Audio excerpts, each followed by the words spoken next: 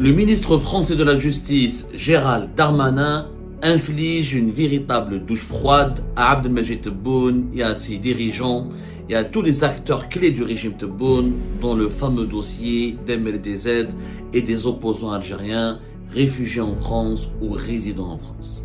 Le ministre français de la Justice, Gérald Darmanin, au lendemain de sa visite importante et sensible à Alger le 17 et 18 mai dernier, le 19 mai dernier, sur le plateau de CNews, on en a déjà parlé dans une émission précédente, s'est exprimé largement et avec beaucoup de sincérité et sans aucun faux fuyant d'ailleurs en brisant tous les tabous. Il était très clair, très simple, très calme aussi, avec un langage très modéré. Il a abordé tous les points qui ont été évoqués entre lui et Abdelmajid Tebboune et le ministre algérien de la Justice, Lotfi Boudjma, ainsi que les autres dirigeants algériens qu'il a pu rencontrer à Alger durant son déplacement de 24 heures. Et pour Gérald Darmanin, il n'est pas du tout question pour que la France cède aux pressions politiques algériennes concernant l'affaire MRDZ, dans laquelle un agent des services secrets algériens et un officiel du consulat d'Algérie à Créteil est toujours maintenu en détention, comme il n'est pas du tout question pour que la France négocie l'extradition ou l'expulsion des opposants algériens. Je préfère que vous écoutiez vous-même avec moi ce que Gérald Darmanin a dit précisément sur le plateau de CNews. C'est-à-dire qu'aux opposants algériens, je pense notamment à ceux qui sont des opposants au président Tebboune ou à l'agent consulaire algérien détenu à Paris puisqu'il est accusé d'être impliqué dans l'enlèvement de l'influenceur algérien Amir DZ. Alors en ce qui concerne l'agent consulaire algérien, je ne ferai pas beaucoup d'autres remarques de dire et je voulais rappeler aux autorités algériennes qu'il était bien traité. Il est en détention provisoire, décidé par un juge d'instruction. Il n'appartient pas au ministre de la Justice d'y intervenir, mais il est bien traité par l'administration française et nous espérons le plus rapidement possible que cette affaire soit jugée en respectant le temps de la justice pour que cela soit derrière nous. Mais ce n'est pas à moi d'intervenir, parce que j'ai rappelé au président algérien, et comme nous n'intervenons pas dans les affaires algériennes. Et le deuxième sujet, en effet, il y a des opposants politiques qui existent. Réfugiés donc. Alors certains ont le statut de réfugiés, d'autres ne l'ont pas, mais la France, bien évidemment, ne donne pas les opposants politiques au régime politique. Est-ce qu'il y a d'autres demandes d'extradition qui vous ont été formulées par les autorités algériennes composant, pour dire qu'aux opposants algériens, je pense notamment à ceux qui sont des opposants au président Tebboune ou à l'agent consulaire algérien détenu à Paris puisqu'il est accusé d'être impliqué dans l'enlèvement de l'influenceur algérien Amir DZ. Alors en ce qui concerne l'agent consulaire algérien, je ne ferai pas beaucoup d'autres remarques de dire et je voulais rappeler aux autorités algériennes qu'il était bien traité. Il est en détention provisoire, décidé par un juge d'instruction. Il n'appartient pas au ministre de la Justice d'y intervenir, mais il est bien traité par l'administration française et nous espérons le plus rapidement possible que cette affaire soit jugée en respectant le temps de la justice pour que cela soit derrière nous. Mais ce n'est pas à moi d'intervenir, parce que j'ai rappelé au président algérien, et comme nous n'intervenons pas dans les affaires algériennes. Et le deuxième sujet, en effet, il y a des opposants politiques qui existent. Réfugiés donc. Alors certains ont le statut de réfugié, d'autres ne l'ont pas, mais la France, bien évidemment, ne donne pas les opposants politiques au régime politique. Vous l'avez écouté vous-même, Gérald Darmanin, avec beaucoup de classe, beaucoup d'élégance et beaucoup de pédagogie. Il n'a pas recouru à l'insulte, il n'a pas fait de provocation, il n'a pas dénigré, il n'a pas établi un bras de fer. Il dit clairement, il rappelle clairement des constantes que les dirigeants algériens ne veulent pas accepter, ou que les dirigeants algériens, ou que les dirigeants du régime Tebboune, parce que les dirigeants dans l'histoire de l'Algérie, jamais, au grand jamais, dans l'histoire de l'Algérie indépendante, des cas comme MRDZ, comme votre serviteur Abdou Sammar, ou de simples journalistes ou opposants politiques établis en France, n'ont été utilisés ou instrumentalisés dans le cadre de négociations directes en haut lieu entre l'État français et l'État algérien. C'est la première fois dans l'histoire de l'Algérie indépendante que des cyberactivistes, des blogueurs, des journalistes ou des simples activistes politiques deviennent un sujet de négociation, de pourparlers, voire même de marchandage entre les dirigeants algériens avec l'État français. C'est la première fois. Gérald Darmanin, il a d'abord confirmé qu'Abdelmajid Tebboune lui a parlé de l'affaire MRDZ et des opposants politiques algériens. Donc, Abdelmajid Tebboune, il se préoccupe énormément de l'affaire MRDZ et il s'inquiète énormément de la présence des opposants algériens sur le sol français. Donc, il en a parlé officiellement, dans une audience officielle, qui lui a été accordée la veille, le 18 mai 2026. Et Gérald Darmanin, il a rappelé qu'il a été très clair sur l'affaire Ahmed DZ.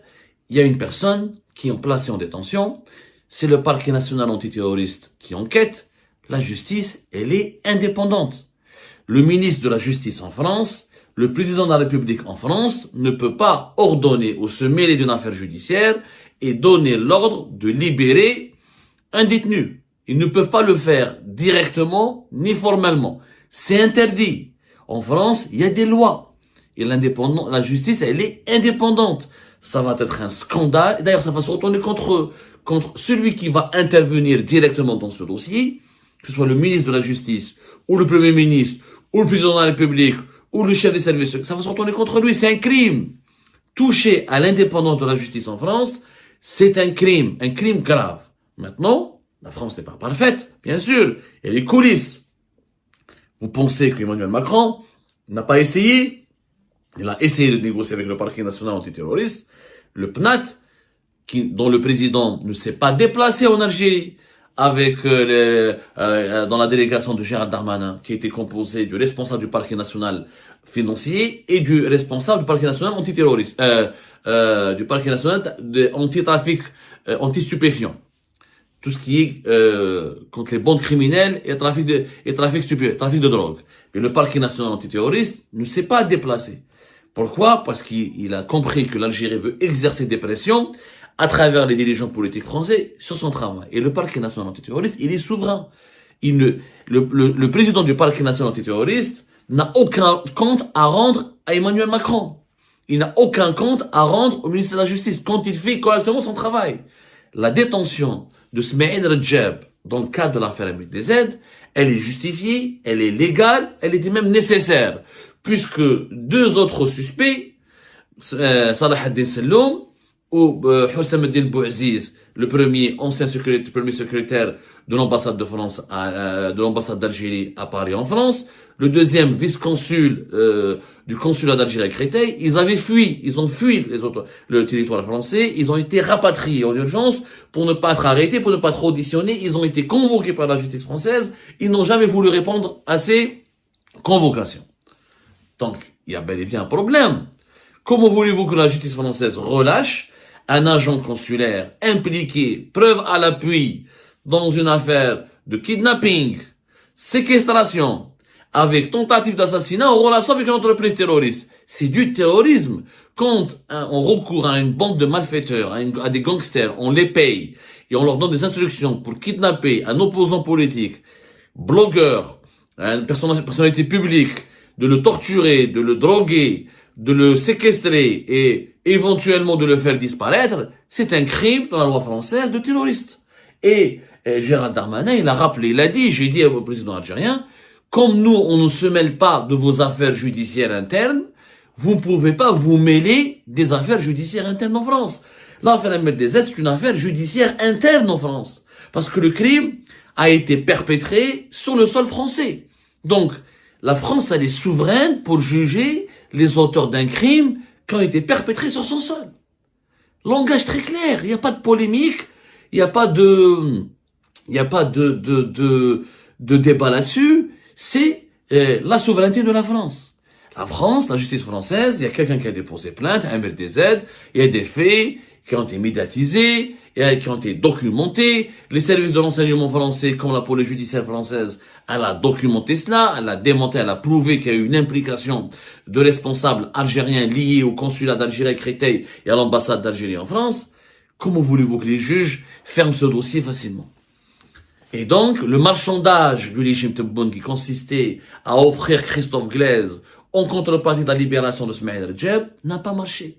La France n'a pas cédé. Parce que la France, avec tous ses défauts, et elle a beaucoup de défauts, ce n'est pas du tout un pays parfait, ni un pays idéal. Mais ça reste un grand pays. Un grand pays ne peut pas céder au chantage.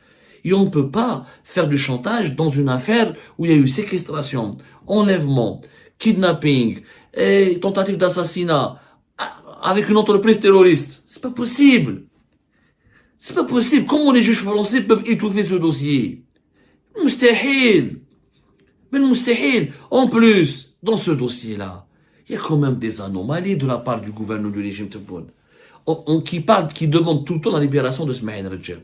Et le mandat d'arrêt qui a été lancé au mois d'août 2025 contre Salah ad-Din Selloum, l'ex-premier secrétaire de l'ambassade d'Algérie en France. Pourquoi l'Algérie n'en parle pas? Pourquoi l'Algérie ne condamne pas? Pourquoi l'Algérie n'a jamais fait de communiqué pour dénoncer ce mandat d'arrêt? Pourquoi l'Algérie n'a jamais réagi? Parce que Salah ad-Din Selloum, pour le régime Tebboune, il est à l'abri, il est en sécurité.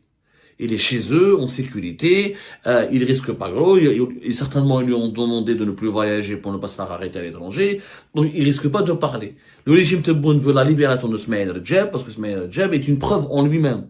En soi est une preuve. C'est un agent des services secrets algériens, c'est un militaire, un adjudant-chef, qui travaille, et un agent consulaire, il a assisté, il a joué un rôle. S'il fait des aveux, et certainement il a donné des informations, certainement, il est passé aux aveux où il a donné, peut-être il n'a pas donné, je sais pas, je suis pas dans l'instruction, mais il est possible qu'il ait fait des aveux. C'est Abdelmajid Tebboune et son régime qui sont, pardonnez-moi dans le terme, dans la merde. Ils sont dans nos cendres. Ils veulent le libérer à tout prix pour justement l'empêcher d'avouer. Parce que c'est pas normal. Mais je ne comprends pas les autorités algériennes. Le régime Tebboune, parce que c'est pas des autorités, c'est le régime Tebboune. Les autorités algériennes, à l'époque de Bouteflika, il n'y a jamais eu ce genre de problème. Il n'y a jamais eu ce genre de problème. Le régime Tebboune, je ne le comprends pas. Salah ad-Din, le mandat d'arrêt, tu le contestes pas. Et tu le dénonces pas. Mais la détention provisoire de Smaïn Rajab, tu en parles. Donc, tu as un problème avec la présence dans une prison française d'un témoin clé de l'affaire MDZ. Tu as peur de ce qu'il va confirmer, de ce qu'il risque d'avouer, de ce qu'il risque. D'ailleurs, Darmanin, il a dit, il y aura un procès, les juges vont juger, il est bien traité. Voilà, s'il est innocent réellement, les juges français vont disculper. Un ancien président, Nicolas Sarkozy, les juges ont fait entrer en prison un ancien président de la République. Alors, ils vont se montrer complaisants ou ils vont faire des concessions pour un agent du consulat d'Algérie. Nicolas Sarkozy n'ont pas fait de concessions et vous voulez qu'il fasse des concessions avec un agent du consulat d'Algérie. C'est pas logique ce que demande le régime Tebboune. Et l'affaire, le comportement du régime Tebboune dans l'affaire MLDZ, c'est pas logique. En fait, moi je vais faire une proposition très simple. Puisque le régime Tebboune dit qu'il est innocent dans l'affaire MLDZ, alors qu'il demande à des juges français de venir à Alger et d'auditionner Houssam ad-Din Bouaziz et Salah ad-Din Selloum, les deux autres acteurs clés de l'histoire. Ok, vous voulez pas les envoyer en France. Non, l'indépendance de l'Algérie, la souveraineté de l'Algérie, l'Algérie n'est pas dirigée par c'est pas un département français. Ok, je suis d'accord. Rien n'empêche que des juges français se déplacent à Alger et auditionnent ces deux suspects. Et s'ils sont innocents, ils n'ont qu'à faire valoir son innocence. Quand en France, le tribunal me convoque, j'y vais, j'affronte. Je suis innocent, j'ai rien fait. Je défends mon innocence jusqu'au bout. Mais quand quelqu'un se faufile, ne s'exprime pas, il fuit, il est rapatrié discrètement, comme Houssam ad-Din Bouaziz, il aurait été rapatrié via l'Italie, secrètement, clandestinement. Pourquoi? Parce qu'il y a des choses à se faire reprocher. C'est très simple. Clairement, dans l'affaire MLDZ, la douche, elle est plus que froide, elle est glaciale. La France ne cédera pas. Emmanuel Macron n'a pas de pouvoir sur le parquet national antiterroriste. Et Gérald Darmanin n'a pas de pouvoir sur le parquet antiterroriste. Le ministre de la Justice en France peut juste demander à ce que le détenu soit bien traité, qu'il bénéficie de tous ses droits et qu'il fasse toutes les procédures de recours. Et si la justice française ne veut pas le relâcher, parce qu'il y a un risque de fuite, ses deux autres collègues harbo. Donc la France, Smaïn Rajab va fuir. Il fuit par hasard, il va s'enfuir. L'affaire MLDZ, sur quoi on va se baser? Si le principal témoin et le principal accusé va fuir, ou il risque de s'enfuir, il y aura plus de procès. Concernant l'affaire des opposants. Alors, Gérald Darmanin a été, encore une fois, très raisonnable et rationnel. Raisonnable et rationnel. Il a dit, il y a en France des opposants qui ont le statut de réfugié politique. Moi, par exemple, j'ai le statut de réfugié politique, MLDZ aussi.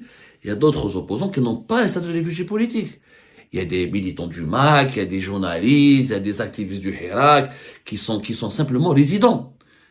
Et l'Algérie réclame une extradition de certains nombres de personnes pour des délits politiques.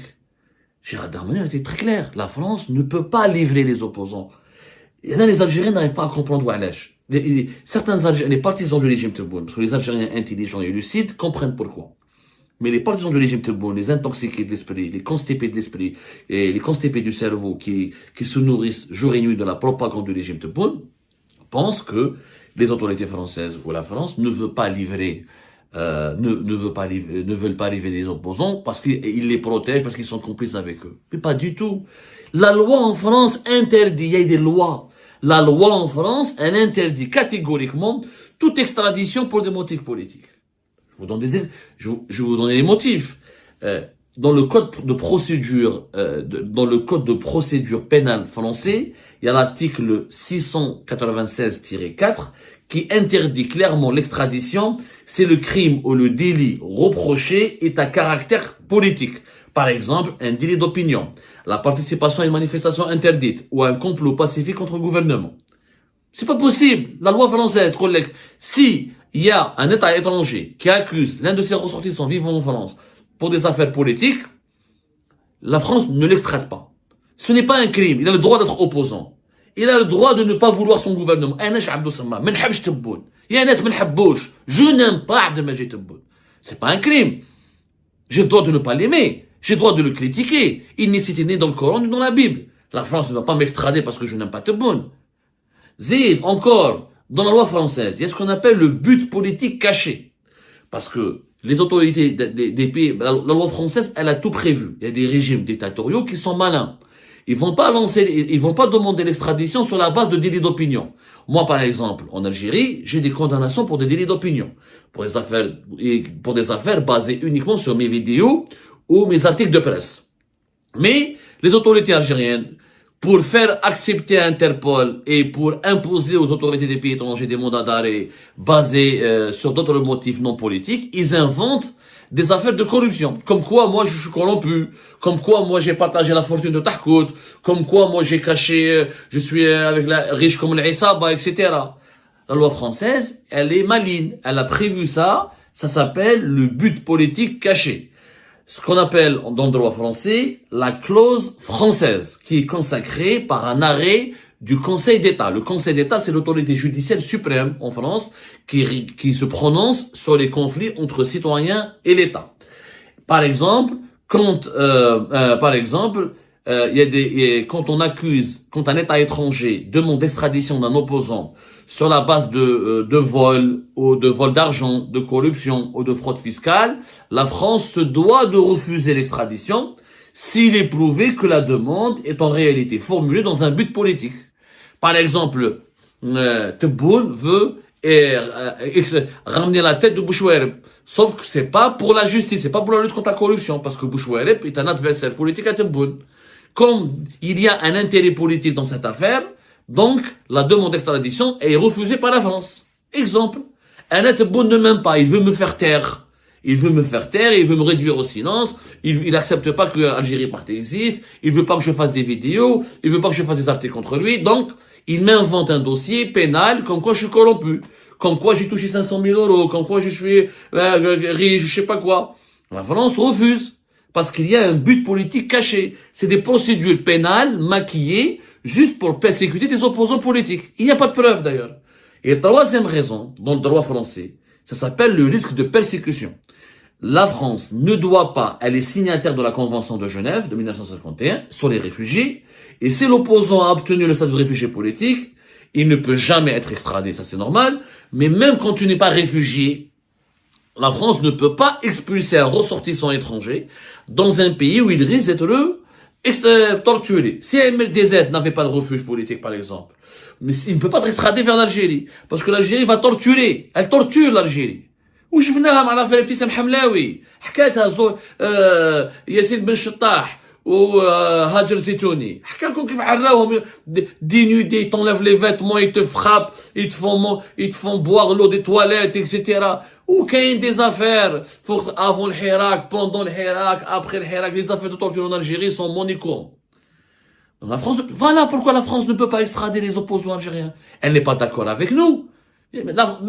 Emmanuel Macron nous déteste. Emmanuel Macron, franchement, je dirais, peut-être, hein, si Emmanuel Macron avait la possibilité de nous renvoyer, il nous l'aurait renvoyé. Je me débarrasse de j'ai de mauvaises relations avec l'Algérie.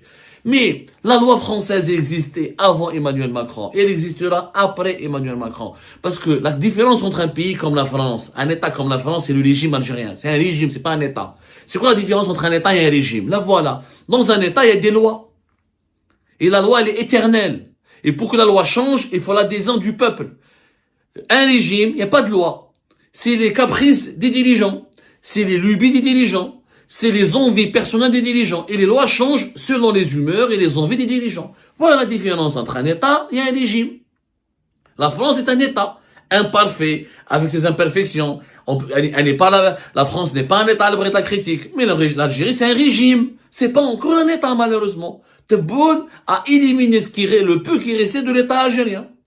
Parce que, dans les demandes d'extradition, à chaque fois, les autorités algériennes reprochent aux autorités françaises de ne pas collaborer avec eux, et de ne pas collaborer avec l'Algérie, et de ne pas faire de la coopération judiciaire, et de protéger les criminels, et de ne pas répondre au mandat d'arrêt. La majorité, ce que le régime Tebboune ne dit pas à la population algérienne, comme il ne dit pas à la population française, c'est 80% des procédures des demandes d'extradition et des mandats d'arrêt internationaux. 80%. Et je suis encore gentil, hein. Encore gentil, ce n'est pas plus. Lancé par l'Algérie et adressé à Interpol ou adressé à la France sont des procédures basées sur des buts politiques. C'est des procédures politiques. Exemple, il y a des opposants algériens, des activistes du Hirak, ou là des gens du MAC, ou là de Rachet qui vivent en France. L'Algérie demande leur extradition pour un message sur Facebook, pour une vidéo, pour une opinion. Comment la France va donner quelqu'un pour une opinion, pour un message sur Facebook? Aucun pays civilisé ne va le faire. En Afrique, il y a des pays en Afrique qui ne le font pas. Le Sénégal, Botswana, Ghana, la Namibie, même dans des pays, même la démocratie commence à se propager en Afrique. Parce qu'on ne peut pas extrader ou remettre quelqu'un à un État dictatorial qui risque d'être persécuté ou risque d'être emprisonné pour une opinion politique. La majorité des demandes, comme l'affaire il y a plein d'affaires, comme l'affaire Jamel Ben Smaïl, les accusés qui vivent sur le sol français. Les autorités algériennes leur ont demandé leur extradition. Sur quelle base? Sur la base de discussions sur Facebook. Comment une discussion Messenger sur Facebook est une preuve? Comment ça une preuve? Il n'y a aucune preuve matérielle. Donc, le régime Tebboune est devenu un régime de fous. Et encore une fois, il lui fallait cette douche froide Darmanin. C'est très bien que Darmanin a pu aller à Alger, parce que Darmanin, il a une qualité, il parle peu, mais il parle bien, il a un langage clair, il est lui-même d'origine algérienne, il n'est pas du tout de l'extrême droite, c'est un grand ennemi de l'extrême droite. D'ailleurs, dans la vidéo dans son interview sur CNews, il a clairement défendu l'Algérie, il a dit qu'il faut un partenariat avec l'Algérie, que l'extrême droite qui diabolise l'Algérie, elle est complètement, ça ne fait pas les intérêts de la France, que la France et l'Algérie mènent un seul et même combat contre le terrorisme, qu'il y a beaucoup de valeurs communes, et que là, il est nécessaire et important d'avoir de très bonnes relations avec l'Algérie. Donc, il n'est pas du tout comme Bruno Retailleau ou comme l'extrême droite dans une optique de dénigrement ou de bras de fer gratuit. Mais Gérald Darmanin, il est rationnel. Il l'a dit clairement, il a parlé clairement à Abdelmadjid Tebboune pour lui expliquer rationnellement que ce qu'il demande à la France, d'abord c'est immoral, c'est intenable et c'est impossible à réaliser. La France n'a jamais extradé. La France à l'époque de Mitterrand, même les membres à l'époque de Mitterrand par exemple, même des gens qui étaient membres de groupes armés politiques n'ont pas été livrés. La France par exemple, le TA, les séparatistes basques qui étaient qualifiés de terroristes par les Espagnols, par les autorités espagnoles, ils posaient des bombes en Espagne. La France a toléré longtemps leur présence. C'est à partir de la fin des années 80, quand il y a eu des attentats trop violents, que la France a dit, ah ça c'est vrai, ce n'est pas des opposants politiques, c'est des terroristes.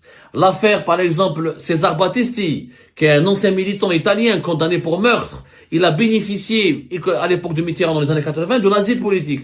En 2004, le gouvernement français, il a décidé de l'expulser. Parce qu'il a décidé parce qu'il a estimé que commettre un crime, c'était pas une forme d'opposition politique ou un acte de militantisme politique. C'est des gens qui ont commis des crimes et la France ne les a pas livrés ou très difficilement. Il y a eu l'affaire aussi d'un certain Mukhtar Ablyazov, qui est de 2016, un oligarque opposant au kazakh, qui a été réclamé par la Russie et l'Ukraine pour des détournements de fonds massifs. Au départ, le gouvernement français a accepté d'autoriser son extradition, mais le Conseil d'État, le Conseil dont je vous ai parlé en 2016, il a dit non, il a estimé que cette demande d'extradition avait été faite dans un but purement politique. Juste pour le livrer au Kazakhstan, le faire taire, parce qu'il est opposant politique, on lui a créé des affaires de corruption. Donc, on ne peut pas, la politique et le droit ne font pas bon ménage. Et la justice en France essaie de s'éloigner des considérations politiques pour punir que tout ce qui relève de l'infraction, du délit ou du crime. Pas de l'opinion ou de l'engagement politique.